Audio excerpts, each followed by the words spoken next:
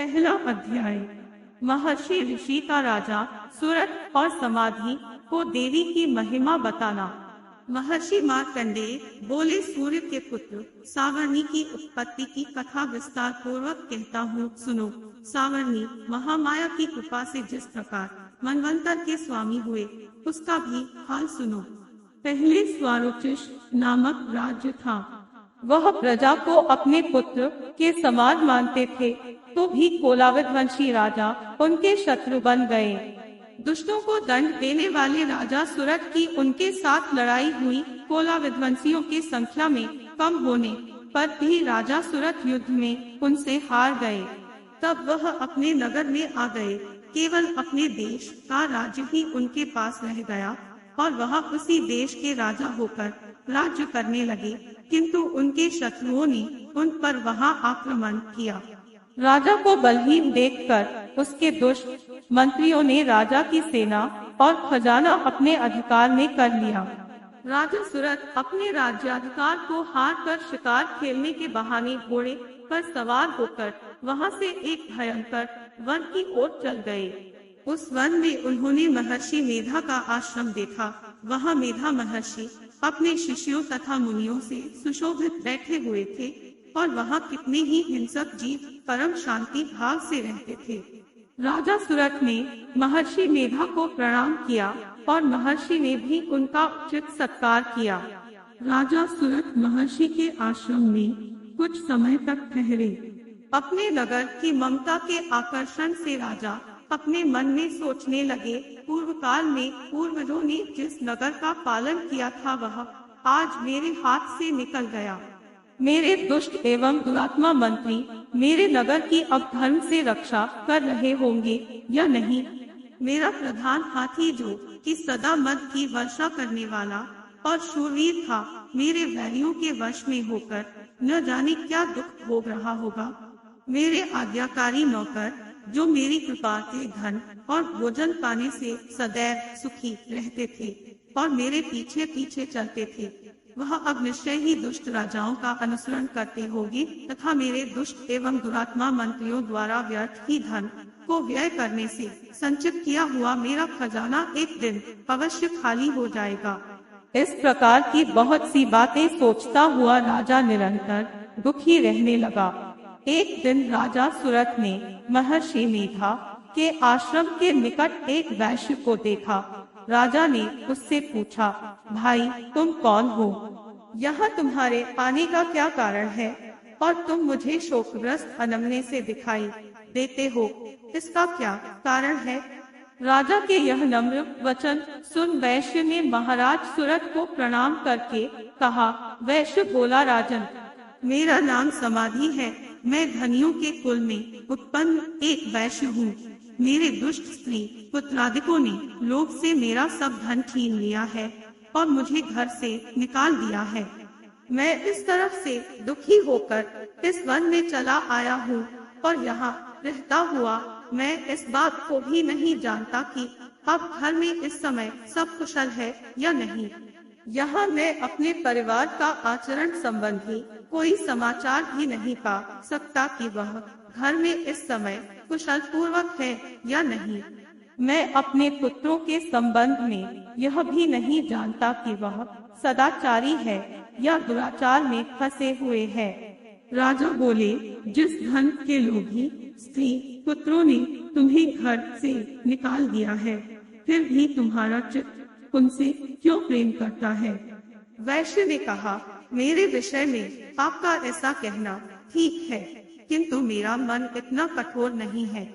यद्यपि उन्होंने धन के लोभ में पड़कर पितृस्नेह को त्याग कर मुझे घर से निकाल दिया है, तो भी मेरे मन में उनके लिए कठोरता नहीं आती।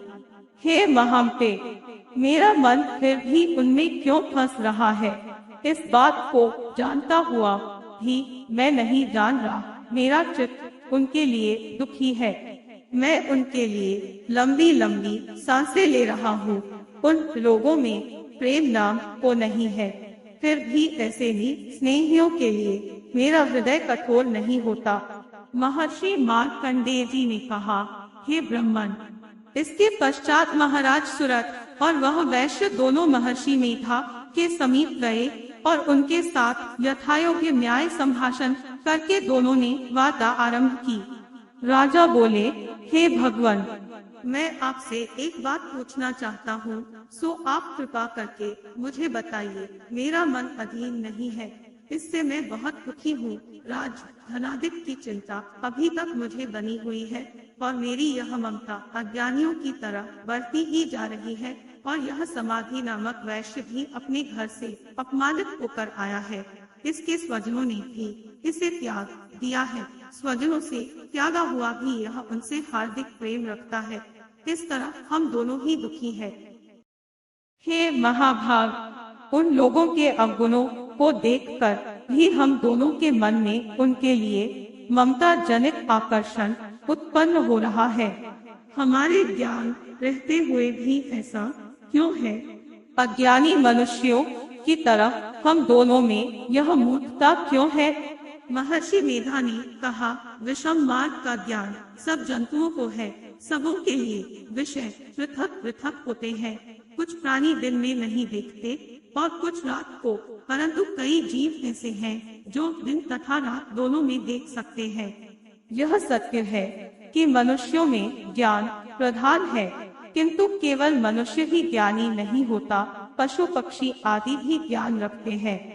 जैसे यह पशु पक्षी ज्ञानी है, वैसे ही मनुष्यों का ज्ञान है, और जो ज्ञान मनुष्यों में वैसे ही पशु पक्षियों में है, तथा अन्य बातें भी दोनों में एक जैसी पाई जाती है। ज्ञात होने पर भी इन पक्षियों की ओर देखो कि अपने भूख से पीड़ित बच्चों की चोंच में कितने प्रेम से अन्न के दाने डालते हैं। हे राजन, ऐसा ही प्रेम मनुष्यों में अपनी संतान के प्रति भी पाया जाता है। लोभ के कारण अपने उपकार का बदला पाने के लिए मनुष्य पुत्रों की इच्छा करते हैं और इस प्रकार मोह के गड्ढे में गिरा करते हैं। भगवान श्री हरि की जो माया है, उसी से यह संसार मोहित हो रहा है।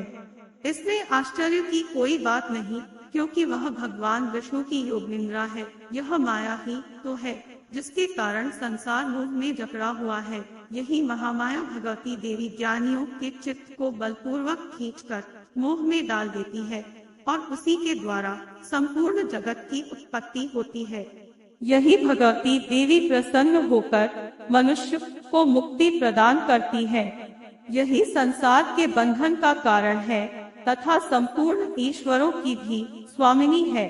महाराज सुरत ने पूछा, भगवान, वह देवी कौन सी है जिसको आप महामाया कहते हैं? हे ब्रह्मन, वह कैसे उत्पन्न हुई और उसका कार्य क्या है? उसके चरित्र कौन कौन से है? प्रभु, उसका जैसा प्रभाव हो, जैसा स्वरूप हो, वह सब ही कृपा कर मुझसे कहिए, मैं आपसे सुनना चाहता हूँ। महर्षि मेधा बोले, राजन, वह देवी तो नित्य स्वरूपा है, उसके द्वारा यह संसार रचा गया है। तब भी उसकी उत्पत्ति अनेक प्रकार से होती है। वह सब आप मुझसे सुनो। वह देवताओं का कार्य सिद्ध करने के लिए प्रकट होती है। उस समय वह उत्पन्न हुई कहलाती है। संसार को जलमय करके जब भगवान विष्णु योग निद्रा का आश्रय लेकर शेषशय्या पर सो रहे थे, तब मधु कैटव नाम के दो असुर उनके कानों के मैल से प्रकट हुए और वह श्री ब्रह्मा जी को मारने के लिए तैयार हो गए।